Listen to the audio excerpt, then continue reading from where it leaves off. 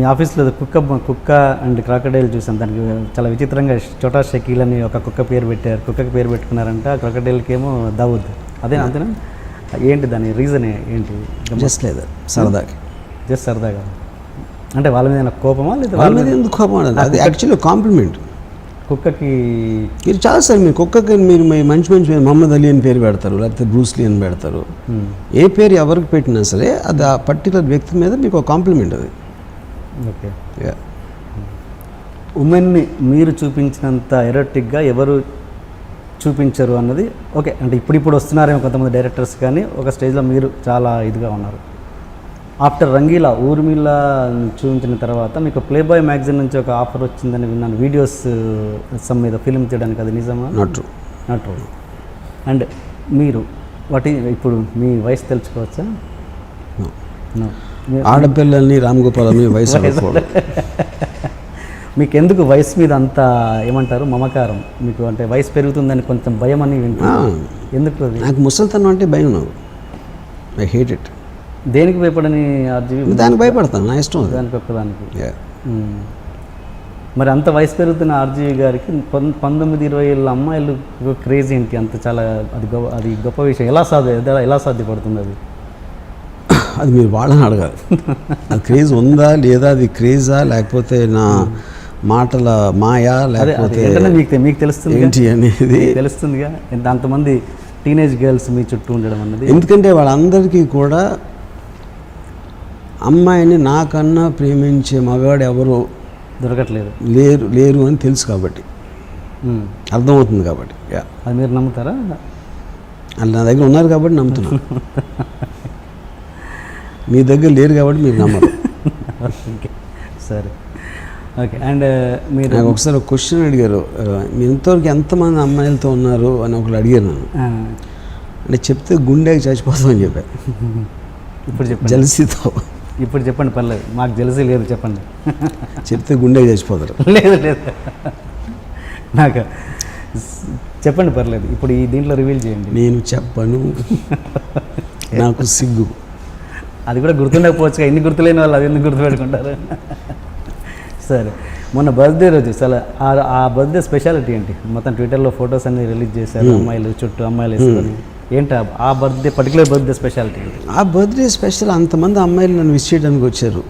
Okay. ఇంతకుముందు ఎప్పుడు రాలేదు అలా? అంటే ఇప్పుడు నేను ఒక 2.5 years నేను బాంబే వదిలేసి హైదరాబాద్లోనే ఉన్నాను.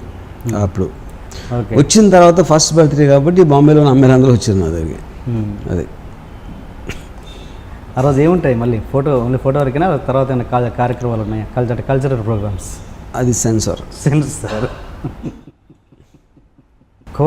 రైటర్ కోనా వెంకట్ గారు, ఆయనకు మీకు అంటే మీరు ఇది కూడా మర్చిపోయాను అంటారేమో మరి. కోనా వెంకట్ గారికి మీకున్న రిలేషన్ ఏంటి? అంటే నాకు తెలిసి ఆయన ప్రొడ్యూసర్గా లాస్ అయ్యి డౌన్ అదే ఆ స్టేజ్లో ఉన్నప్పుడు మీరే ఆయనకు లిఫ్ట్ ఇచ్చారు నాకు తెలిసి. స్టోరీ రైటర్గా మార్చి తనకి ఒక లిఫ్ట్ ఇచ్చింది, సినిమా పరంగా లిఫ్ట్ ఇచ్చింది మీరే. వెంకట్కి నేను ఎప్పుడు లిఫ్ట్ ఇవ్వలేదు. వెంకట్ మై బ్రదర్ ఫ్రెండ్ యాక్చువల్గా, కోనా వెంకట్. ఓకే. సినిమా పరంగా నేను వెంకట్ క్రియేటివ్గా పనిచేసింది చాలా తక్కువ.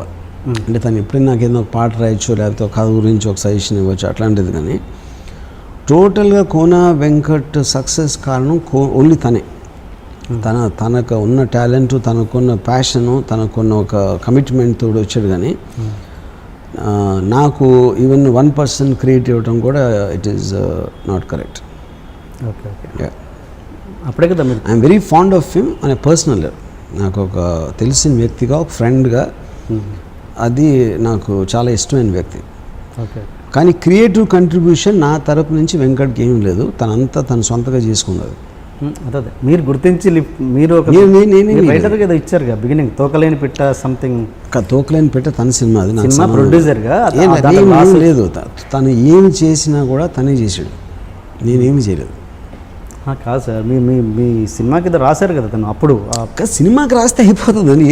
ఏ సినిమాకి రాశాడు? టైంలో ఏ సినిమాకి రాశాడు చెప్పండి? నాకు తెలిసి తోకలేని పెట్టిన తర్వాత మీరు తోకలేని పెట్ట నన్ను కలవ ముందు తీసిన సినిమా. ప్రొడ్యూసర్, దాంట్లో లాస్ అయ్యారు ఆయన. మీరు ఆయనకి ఏం చేశాను అదే అడుగుతున్నా, ఏం చేశాను? ఆ సినిమా నాకు గుర్తు రావట్లేదు. అదే అంటున్నా. ఇప్పుడు మీకు ఒక సినిమా ఒక ఇంపాక్ట్ నాతో సంబంధించిన దాంతో ఒక ఇంపాక్ట్ఫుల్ సినిమా వచ్చినప్పుడు తన పేరు ఉంటే మీరు నా క్రియేట్ ఇవ్వచ్చు. అలాంటిది లేనప్పుడు నేనేం కాంట్రిబ్యూట్ చేశాను.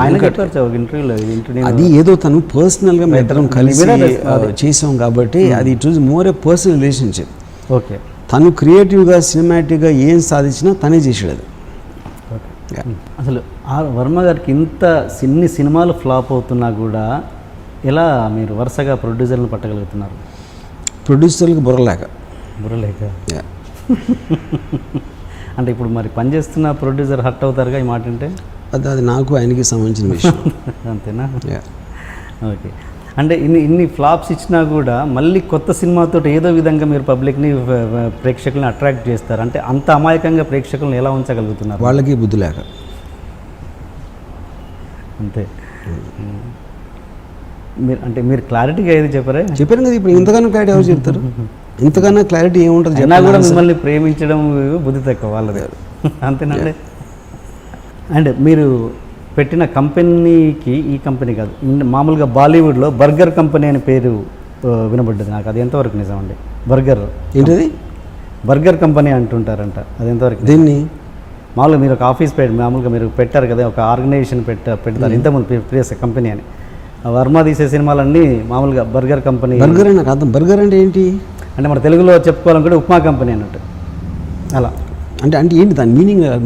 అంటే ఏదో తోసిన సినిమాలు తీస్తూ ఉంటారు అన్నట్టుగా అది ఉద్దేశం. ఇప్పుడు నేను ఈ కంపెనీలో 5 ఫిల్మ్స్ 30 crore అబౌవ్ బడ్జెట్లో తెస్తున్నాను. ఇప్పుడు ఈ బర్గర్ సినిమాలు అని అంటే 30 crore అబౌవ్.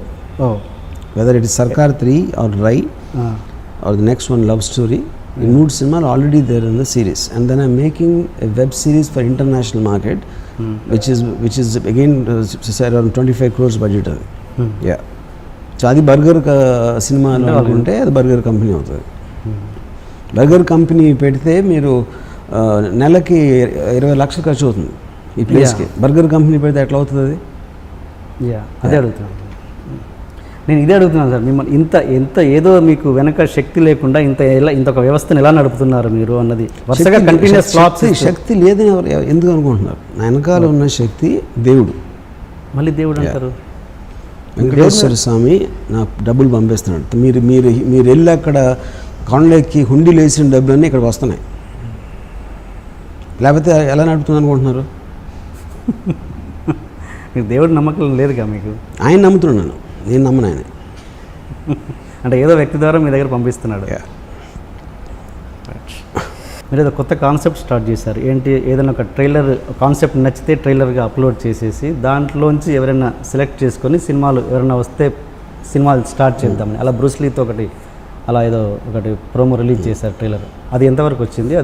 దాని రిజల్ట్ ఏంటండి? అది మీకు ఎవడో అర్థం కానివాడు ఎవడో చెప్పాడు దీని గురించి. That doesn't work like that. లేదండి. బ్రూస్లీ సినిమా ఉందా? ఉంది, అన్నీ ఉన్నాయి, 7 ఉన్నాయి. బ్రూస్లీ ఒకటే కాదు. పట్టబగలు ఎందుకు రిలీజ్ అవ్వట్లేదు? అది రాజశేఖర్ మా జీవితాన్ని అడగాలి. ఏంటండి ప్రాబ్లం? నేను అడగను అంటున్నా, నాకు తెలీదు, నేను మర్చిపోయినా.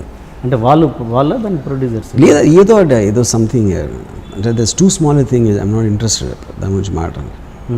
ఆయనతో మీ వర్క్ ఎక్స్పీరియన్స్ ఎలా ఉంది? రాజశేఖర్ బాగానే ఉంది. ఎంతో కొంత హ్యూమన్ టచ్ లేకపోతే ఒక మనిషికి తన సినిమాలలో ఆ హ్యూమన్ ఎమోషన్ అనేది డీల్ చేయడం చాలా కష్టం. నాకు తెలిసి పాత తరం డైరెక్టర్ పక్కన పెడితే మీ సినిమాలలో ఆ ఎమోషన్స్ అనేవి పర్ఫెక్ట్గా బ్యాలెన్స్డ్గా ఉంటాయి, మంచి హ్యూమన్ ఎమోషన్స్ కూడా మీలో. అది ఆ హ్యూమానిటీ మీరే బయటకేమో ఇంత నెగిటివ్గా మాట్లాడుతుంటారు, సినిమాలలో పర్ఫెక్ట్గా ప్రజెంట్ చేస్తుంటారు. అది ఎలా సాధ్యం? అది నేను నెగిటివ్గా నేను ట్రూత్ మాట్లాడతాను, నా మనసులో ఉన్నది చెప్తాను. నాకన్నా హ్యూమానిటీ గురించి తెలిసినోడు ఎవడు ఉండడు. బట్ స్పీక్ ద ట్రూత్ అంతే. నేను ఫీల్ అయింది నేను చెప్తాను. నేను అన్ని ఒక రిలీజియస్ ఆస్పెక్ట్లో కానీ ఒక సోషల్ ఎథిక్స్లోని లేకపోతే ఒక మారల్ వాల్యూస్ని నేను పక్కన పెట్టి నేను ఎగ్జాక్ట్గా ఫీల్ అయింది నేను చెప్తాను.